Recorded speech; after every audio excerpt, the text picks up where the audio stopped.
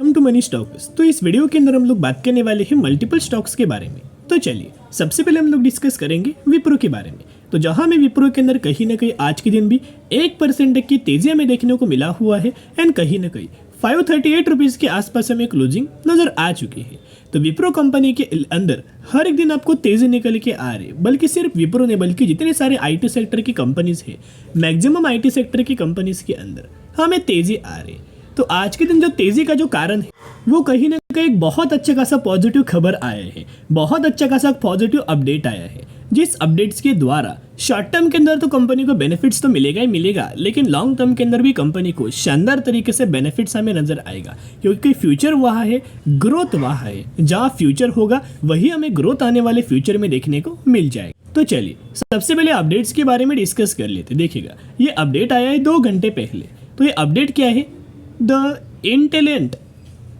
Intellect design arena partner with Wipro for banking IT solution, यानी कि कहीं ना कहीं विप्रो कंपनी के एक दूसरी कंपनी के साथ हमें एक पार्टनरशिप नजर आया है।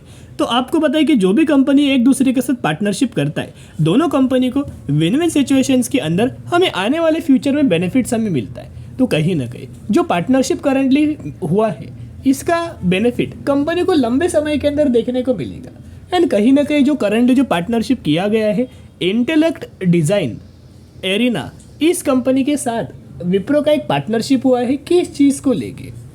बैंकिंग आईटी सॉल्यूशंस प्रोवाइड करने के लिए ये पार्टनरशिप किया है। और जहां अगर आप कंप्लीट अपडेट्स के अंदर भी देखोगे तो वही चीज़ों के बारे में दोस्तों बोला गया है, लेकिन कहीं ना कहीं this global partnership aims to use data and AI to help the organization remain competitive and agile in fast changing industry.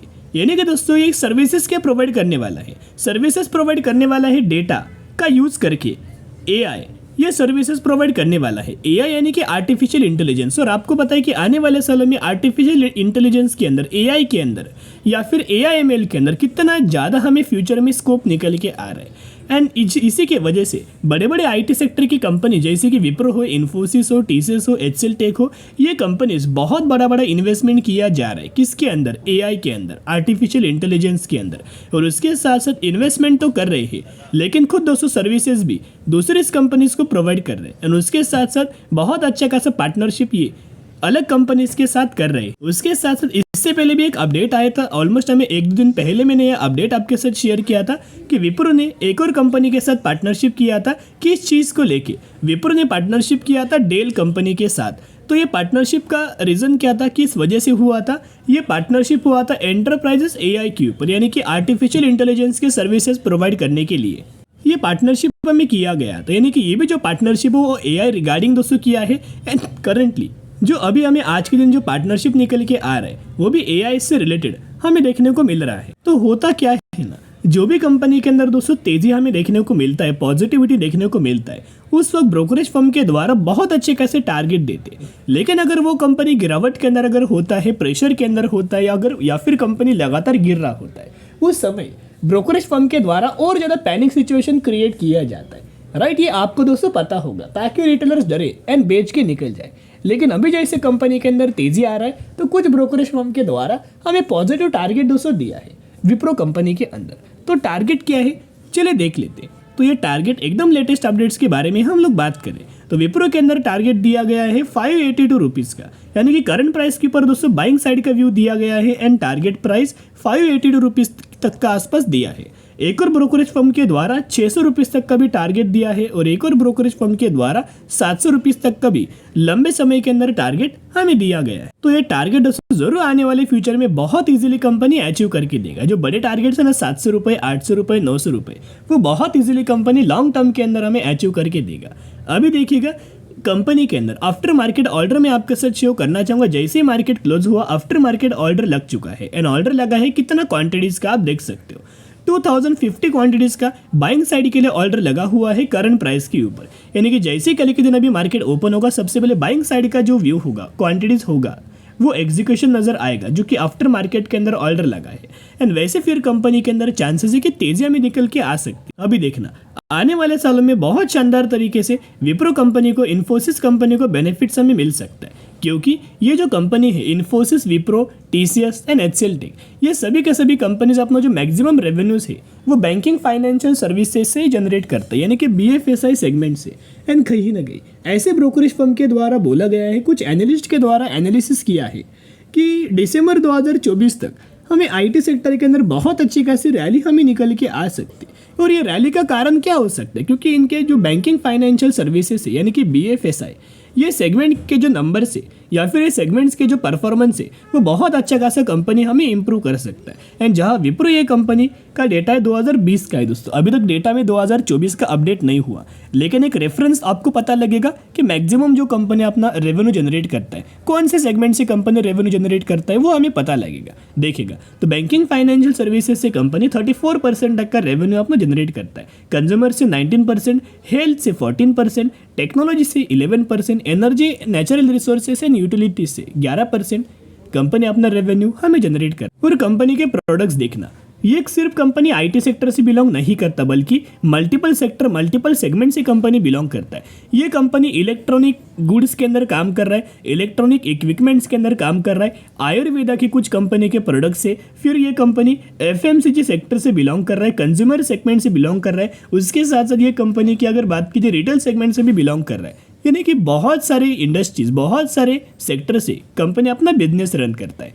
और इतने सारे आपको प्रोडक्ट देखने को मिल रहे हैं, ये प्रोडक्ट विप्रो के निकल के आ रहे हैं। एंड रही बात इनकी म्यूचुअल फंड्स डेटा की, तो डेटा आपके सामने मैंने ओपन किया है। जब हर एक मंथ का डेटा अगर आप ऑब्जर्व करके चलेंगे तो ये डेटा आपको पता होगा। जो लोग डेली व्यूवर से चैनल को फॉलो करते हैं उनको डेटा पता है। तो सिर्फ म्यूचुअल फंड्स के द्वारा जून मंथ के अंदर सेलिंग किया, बाकी Feb, March, April, May and जुलाई लगातार दोस्तों म्यूचुअल फंड्स के द्वारा हमें बाइंग किया गया है। तो बायोंडी स्ट्रेटेजी अप्लाई करना, क्योंकि बहुत जल्द कंपनी के अंदर एक बहुत अच्छी खासी रैली, बहुत अच्छी खासी तेजी हमें निकल के आ सकते हैं। अभी निवेश हमें कब करना है, जब कंपनी डिप्स के अंदर मिले तब। अगर कंपनी 1, 2, 3, 4% तक की डिप्स के अंदर मिलता है, उस समय बाइंग करने का बहुत अच्छा खासा व्यू हमें बन पाएगा। चलिए अब हम बात करेंगे दूसरी कंपनी के बारे में जिसका नाम है टाटा मोटर्स। तो टाटा मोटर्स की अगर बात की जाए तो आज के दिन में टाटा मोटर्स कंपनी के अंदर 3.5% तक का तेजी निकल के आया है। लेकिन वही अगर आपने ड्यूरिंग द मार्केट परफॉर्मेंस देखा होगा तो ये तेजी कहीं ना कहीं 4% तक का तेजी के अंदर भी हमें कंपनी दोस्तों ट्रेड कर रहा था। तो यहाँ अगर आप ये देखोगे तो करंटली ऑलमोस्ट हमें 1112 रुपीज़ के आसपास हमें क्लोजिंग नजर आ चुकी। बेसिकली टाटा मोटर्स के अंदर तेजी क्यों आ रही है, कुछ अपडेट बिल्कुल भी नहीं है, राइट। अपडेट बिल्कुल भी कंपनी के अंदर नजर नहीं आ रहे, लेकिन तेजी का कारण एक ही है कि जो कंपनी का इंपॉर्टेंट रेजिस्टेंस लेवल था या फिर इंपॉर्टेंट 2 लेवल्स थे, रेजिस्टेंस लेवल भी यही था एंड राउंड नंबर भी था, जो कि 1000 रुपीज़ का राउंड नंबर भी था। और यही प्रीवियसली बहुत बार कंपनी ने रेजिस्टेंस हमें लिया हुआ था, लगातार कंपनी रेजिस्टेंस को क्रॉस नहीं कर रहा था। तो ये 2 इंपॉर्टेंट लेवल्स थे, एक ही लेवल से जैसे ही कंपनी ने लेवल्स को क्रॉस किया, यानी कि ब्रेकआउट दिया, रिटेस्ट किया, अभी कंपनी के अंदर तेजी आ रही है। तो एक ही रिक्वेस्ट करना चाहूँगा, आने वाले फ्यूचर में बड़ी तेजी, बड़ी रैली निकल के आ सकती है, तो जरूर कंपनी के अंदर बायोंडी स्ट्रेटेजी अप्लाई करना। ऐसा मौका आपको आने वाला फ्यूचर में बिल्कुल भी बार बार हमें देखने को नहीं मिलेगा। एंड जिस प्राइस रेंज के आसपास करंटली कंपनी ट्रेड कर रहा है, बिल्कुल भी आने वाले फ्यूचर में नजर नहीं आएगा। ये बहुत पहले से हम लोग आपके साथ शेयर करते आ रहे हैं। जब भी कंपनी गिरता है तब भी हम लोग आपके साथ वीडियोस क्रिएट करके शेयर करते हैं। एंड जब भी कंपनी के अंदर तेजी आता है तो तेजी का कारण क्या है उसके ऊपर बस हम लोग वीडियोस आपके साथ क्रिएट करते। तो कहीं ना कहीं कल के दिन एक अपडेट आया था, ये अपडेट क्या था आप देख सकते हो। To address performance issue, the Tata Motors to buy electric vehicle batteries from Chinese company. तो चाइनीज कंपनी के साथ टाटा मोटर्स का एक पार्टनरशिप किया गया है, कोलैबोरेशन किया गया है। अभी क्या होगा, टाटा मोटर्स क्या करेगा, यही जो चाइनीज कंपनी है उस कंपनी से इलेक्ट्रिक व्हीकल्स के बैटरीज को परचेस करेगा, बाइंग करेगा। तो जिसके द्वारा इलेक्ट्रिक व्हीकल बैटरी सेगमेंट के अंदर भी कंपनी अपना रेवेन्यू हमें जनरेट करेगा। उसके साथ साथ इलेक्ट्रिक व्हीकल्स कंपनी खुद मैन्युफैक्चरिंग करता है, उसके अंदर भी कंपनी अच्छा खासा परफॉर्म कर लेगा। तो टाटा मोटर्स कंपनी को लेके एनालिस्ट का क्या व्यू है देखिएगा। एनालिस्ट का व्यू है जो कि बाइंग साइड के लिए 78% तक का एनालिस्ट का व्यू निकल के आ रहा है कि आपको बाइंग करना चाहिए। 13% एनालिस्ट ये बोल रहे कि आपको यह सेलिंग करना चाहिए। तो कंपनी के पैरामीटर्स अगर आप ऑब्जर्व करके चलेंगे तो लगातार दोस्तों कंपनी के पैरामीटर्स हमें ग्रो हो रहे हैं, जहाँ ईयर ऑन ईयर बेसिस वाला परफॉर्मेंस देख सकते हो 2022 और ये 2024। एंड रही बात कंपनी के अगर प्रॉफिट्स की, तो कहीं ना कहीं कंपनी पहले दोस्तों लॉस मेकिंग कंपनी था, लेकिन अभी अगर आप ऑब्जर्व करके चलेंगे 2 साल यानी कि 2023 और 2024 अभी कंपनी पूरा का पूरा प्रॉफिट्स में कन्वर्ट हो चुका है, क्वार्टर ऑन क्वार्टर बेसिस के ऊपर भी एंड ईयर बेसिस के ऊपर भी।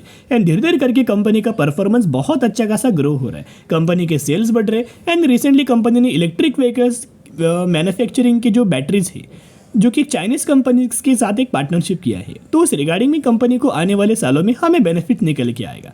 इतना समझ लीजिएगा कि फ्यूचर क्या है, फ्यूचर ही इलेक्ट्रिक व्हीकल्स का।